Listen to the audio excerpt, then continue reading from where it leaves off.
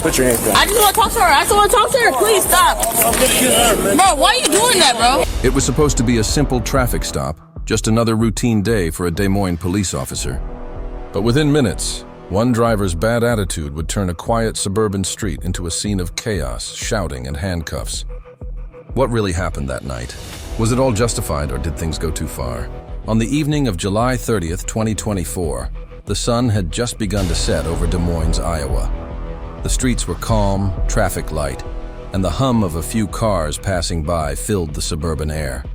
But when he entered one particular plate number, a warning flashed on his screen. The registered owner was barred from driving. With that single alert, a chain of events began that no one expected. Hayes switched on his lights and pulled the car over. It looked like a quiet stop, a woman behind the wheel, a few passengers inside, nothing out of the ordinary. But sometimes, the calmest moments are just the silence before a storm. What seemed like a normal stop was about to spiral completely out of control when the officer approached the driver's window. He spoke in a firm but even tone. "Hi, you have your license, registration, and insurance?" he asked. The woman didn't hand over any documents. Instead, she replied sharply, "I'll give you my name." That was the first spark. Hayes repeated his question, but her responses stayed defiant. Within seconds, the officer's patience began to wear thin. He confirmed that her license was indeed barred, meaning she was legally forbidden from driving. "All right, ma'am, step out of the car," he ordered. She looked at him in disbelief. "Because you're barred and you're driving," he said, his tone growing firmer. "Stand in front of my car." Her hesitation, her disbelief, and her growing frustration only made things worse. The officer instructed her to put her hands behind her back. "Change your attitude," he warned, "or you're going to jail." By now, the quiet neighborhood was filled with tension. A few passers-by slowed down, noticing the flashing lights. The woman was handcuffed and placed near the police cruiser. Inside the vehicle, her passengers were talking nervously, one of them trying to call someone for help. But what started as one arrest was about to explode into a full confrontation between police and passenger. As Officer Hayes dealt with the driver, he asked the others if anyone had a valid license. None did. He explained that the car would be towed since no licensed driver could take it. That's when the mood shifted from tension to outrage.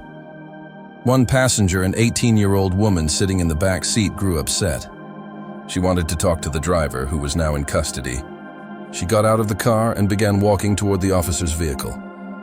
"Ma'am, stay where you are," the officer shouted.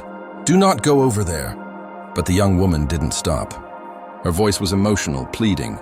"I just want to talk to my sister," she said. The officer moved quickly, intercepting her before she could reach the patrol car. She resisted his attempt to stop her, pulling back, yelling, and trying to twist away. In seconds, what had been an argument turned physical. According to the police report, the officer pushed her up against the car after she ignored multiple commands.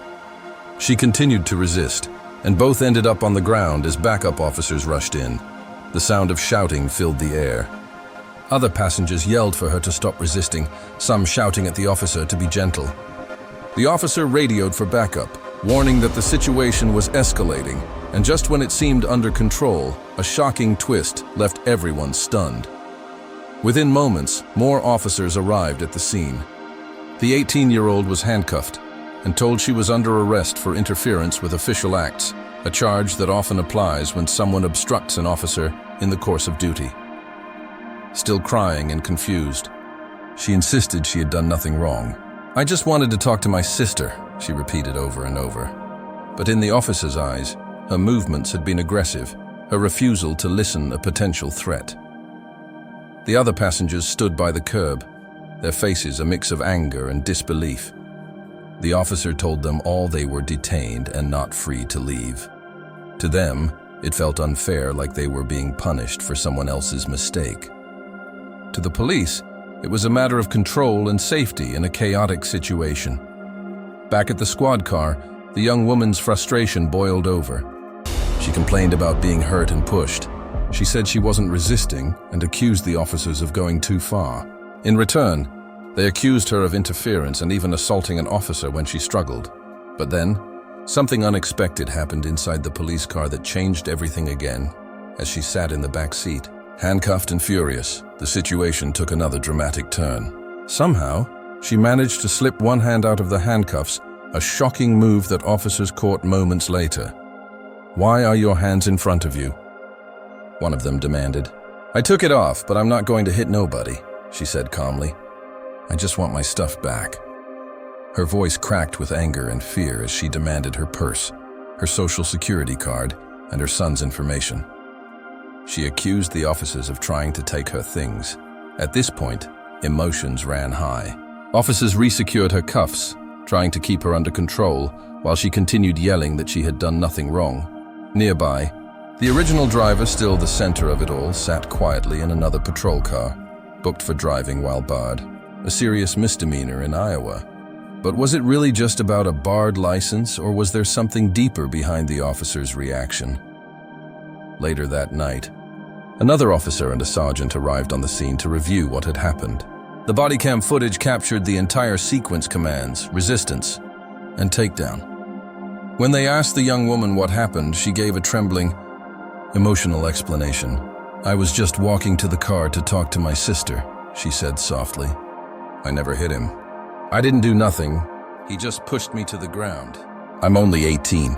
I was scared." Her words were sincere, almost pleading. The sergeant explained that even walking toward an active arrest can be considered interference, especially if it distracts or interrupts officers. She nodded slowly but didn't seem to understand how things had escalated so fast. She had no previous charges, no warrant, and no reason to think she'd end up in handcuffs that night. Meanwhile, Officer Hayes described it differently. He said she ignored multiple orders, walked toward a suspect under arrest, and tried to open the car door.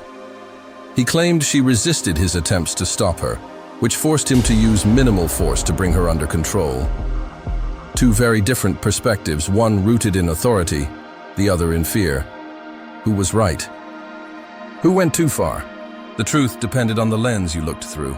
As reports were filed and the car was towed away, the night finally quieted. The officers packed up, the flashing lights faded, and the street returned to silence. In the end, the driver was booked into the Polk County Jail for driving while barred, and the passenger was charged with interference with official acts, assault on a police officer, and harassment. No one was seriously injured, but the emotional scars ran deep. The driver later told officers she was sorry for her passenger's behavior. The young woman said she still felt violated and confused. Both sides walked away, feeling wronged in different ways, but the real story wasn't just about what happened that night. It was about how quickly things can spiral when anger replaces understanding. This story shows how fast a routine police stop can become a nightmare for both the officers and the citizens involved. It reminds us that attitude and communication can make the difference between calm cooperation and chaos. For officers, it's a lesson in restraint and patience. Authority doesn't have to mean aggression. A calm voice can often diffuse what force cannot. For civilians, it's a warning. Arguing with law enforcement on the street is never the place to win. Whether you believe you're right or wrong, the safest choice is to stay calm, follow instructions, and handle disputes later in court, where rights and justice are protected by process, not emotion. Because one sharp word, one defiant gesture, or one misunderstood movement can turn a simple stop into a life-changing moment. That night in Des Moines proved that a bad attitude on either side can turn seconds into chaos. Everyone involved probably wished they could take back their words, their tone, their reactions. But once things go too far, no one really wins. Next time you see flashing lights behind you, take a deep breath. Stay calm. Remember, it's not about pride, it's about safety. If this story taught you something, please share it.